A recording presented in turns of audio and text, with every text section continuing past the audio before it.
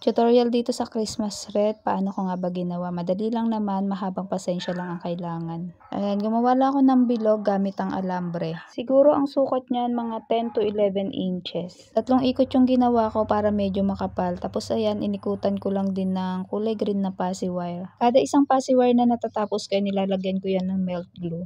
Ganyan yung magiging itsura niya pag natapos mo na ikutan ng passy wire.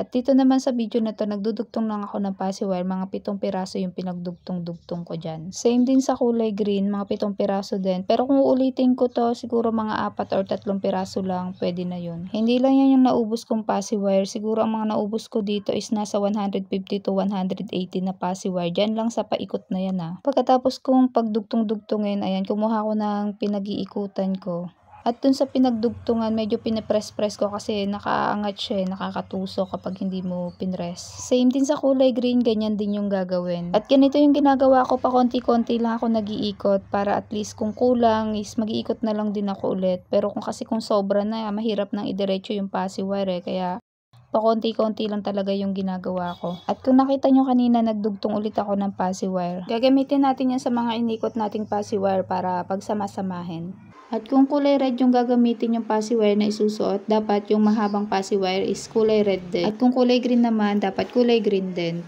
Ayan, ganyan yung magiging itsura niya. Dito naman sa part na to, naglalagay ako ng pinakasabitan ng ating Christmas wreath.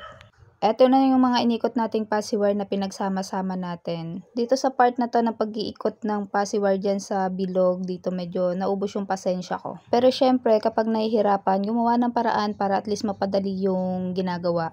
Hindi ko na napakita sa video yung pinakadulo ng mahabang passy wire. Nilak ko na yan sa ginawa nating bilog.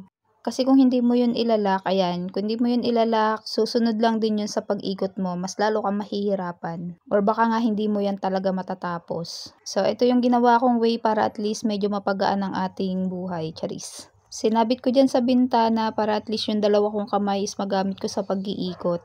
Alam nyo na kung bakit cut yung video ko. Baka kasi pag tuloy-tuloy yan, wala, hindi ko matatapos tong video na to at full storage talaga. At yung ginawa ko ditong paglalak, inuna ko muna yung kulay green. Pagkatapos ay inayos-ayos ko muna, saka ko naman ilalak din yung kulay red. Pero kung kayo may ibang way para mapadali yung ginagawa nyo, sige, turo nyo sa akin yan at gagawin ko din. Para naman lahat tayo gumaan ng buhay. Share lang ng nalalaman. Medyo nahihirapan lang siguro ko dito kasi syempre first time gawin. At gusto ko kasi talaga is maganda yung pagkakaikot nyo or maayos tingnan. Tingnan ko sa pangalawang gawa ko kung mahihirapan pa ako. Pero alam nyo ba, ang pinakamasarap sa feeling?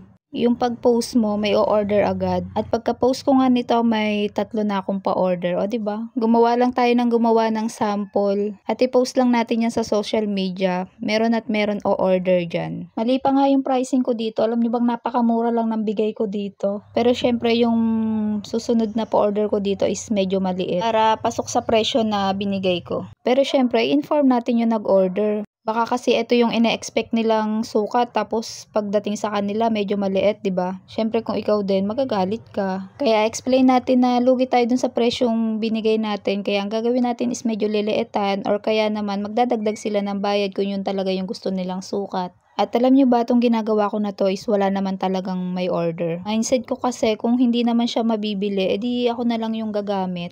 Mas walang mangyayari kung wala tayong gagawin. At eto na nga, tapos na tayo. Yung mga design pala na pinaglalagay ko dyan, isa ko rin gumawa niyan. Kung gusto nyo ng tutorial, comment lang kayo at gagawan natin yan. At ayun lang, sana may natutunan kayo. Thank you for watching. Bye. God bless.